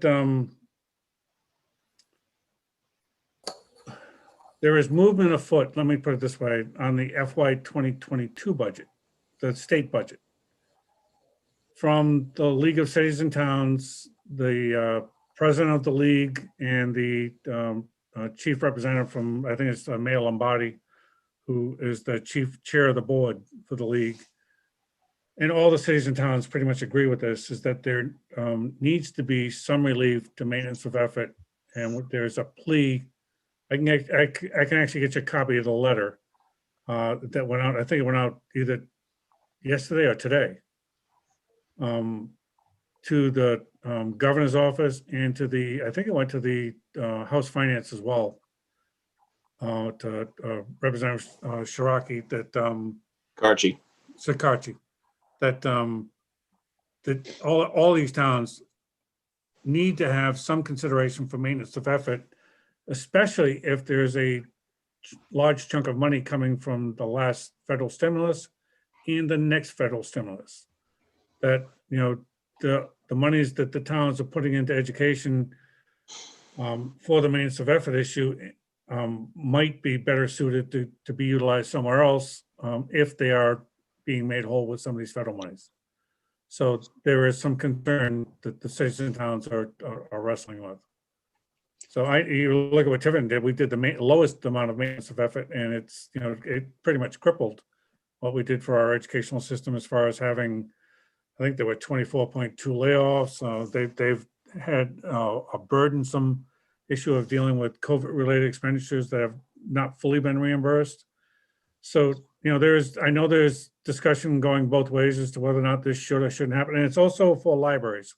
what I've heard. So I do know there is some movement afoot, but I also know that the school departments and school administrations have just as much weight as it relates to the legislature as the cities and towns do on their own. Doesn't the legislature have to renew that vote every year with the No. budget? No, it's a state law. I It's a thought every standing, year when they did the budget, they had to renew that maintenance of effort vote. no, it's standing law. Oh, yeah? Again, you can ask your solicitor about it, but I believe it's, there's a way for you to seek relief of the maintenance of effort. It's a very difficult and high burden. You lose population. I remember that part of it. Right. It's far more restrictive today than it was back when I was on the budget committee.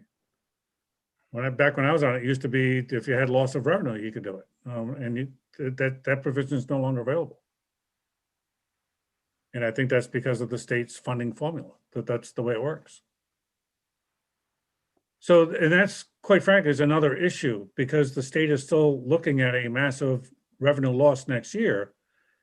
If the state decides to walk away from a portion of what they contribute to schools, the town has to pick it up based on maintenance of effort laws. So they get a bottom line budget. It doesn't matter who funds it. They get whatever it is. If the Have a state bake doesn't sale. pick it up, we own it. So, Yeah, the bake sale. well, that's, it is what it is. I'm not trying to be glib about it. And I'm not trying to be cavalier about it. I know the schools have just as much, how do I want to say this? It's a lot of pain for them to have to deal with it from the other aspect. So either way, we're both fighting for it seems like we're both fighting for the same piece of revenue that may or may not come into the town for aid. So it's, I'm not trying to begrudge them. I'm not anti-education. I'm not any of that. I'm just trying to put the facts out there as to what the moving parts are and how these parts may come to fruition through, various entities vying for these dollars. So there is movement afoot to either contain or restrain the maintenance of effort. And I think they were trying to do it very similar to the way they did in the 2008, 2009 budgetary crisis, where there was a 2-year window, but then you had to bring them back up to full within a certain amount of period of time. The legislature did create some relief back when we had the financial crisis back then.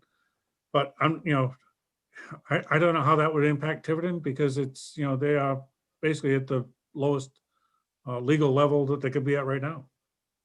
So it's. Well, we have lost population, so. We may, but I think the schools will tell you that that their student population hasn't gone down. And I will also explain, and it's a trend this year. Numbers it has. I'm not so sure it has, Joe, because a lot of people stayed in this area that had residences in New Jersey and New York and other places that people stayed at their summer houses here in Rhode Island. And Tiverton is not immune to that. There was a significant influx in Little Compton, as an example. There was a significant influx of second homeowners from New York City that made Little Compton their permanent residence and left the city entirely.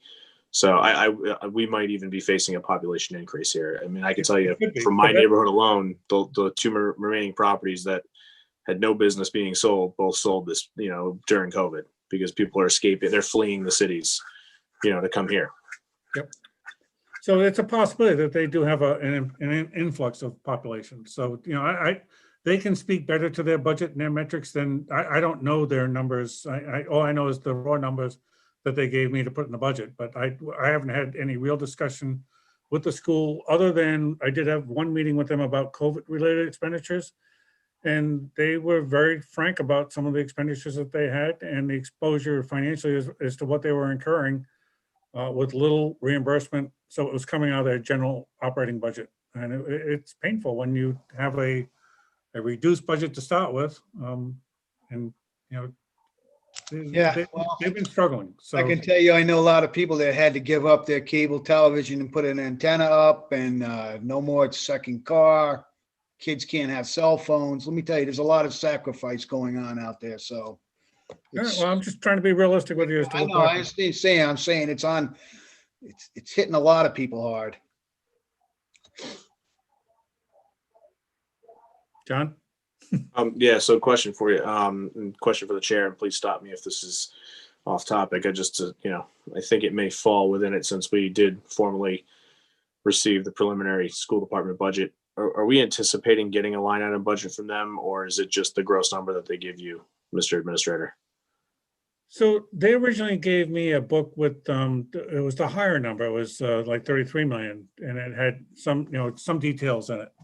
But I'm assuming they're going to give you a line item book. That is the new number, the 32 million, whatever it is, that's the lower number. Yeah. So I'm assuming the budget committee will get something from the school. I'll inquire about it for you. If you wouldn't mind, because, without. No, I know. In my mind, they're violating the charter at this point for us not receiving it. Well, I think my preference to them was to tell them to, work on their number and bring us a number, and then so that we have in the sky 7%. So I asked them directly to work on their number and then bring it to us when they have a definite number. Okay, so Mr. they're Chair. probably anticipating bringing you a book at that point. One but- second, Mr. Chair, this isn't on our agenda, Yeah, so I just agreed. want to do a point of order here. Well, I think we'll move on then. I'll entertain. a Sorry for the disruption. I'll motion to adjourn. Asking for a motion to adjourn. Do I have a Well, second? Well, quite frankly, can I hold you up a second? Because it is on your agenda. You didn't vote for it yet. You only voted for item 3. You didn't vote for items 4, 5, and 6. Those are just a formal receipt. Okay, well, but it's a receipt of the school budget. So it is on your agenda. Yeah, so it's But general. we're- I think as long as we're in general discussion. Yep. And not, making votes on it, I think we're okay. Okay. All right, so are you adjourning? Find out next week when we meet with the solicitor. So we had a motion. Do we have a second? Second. Second. All those in favor, unanimous? Aye. All right.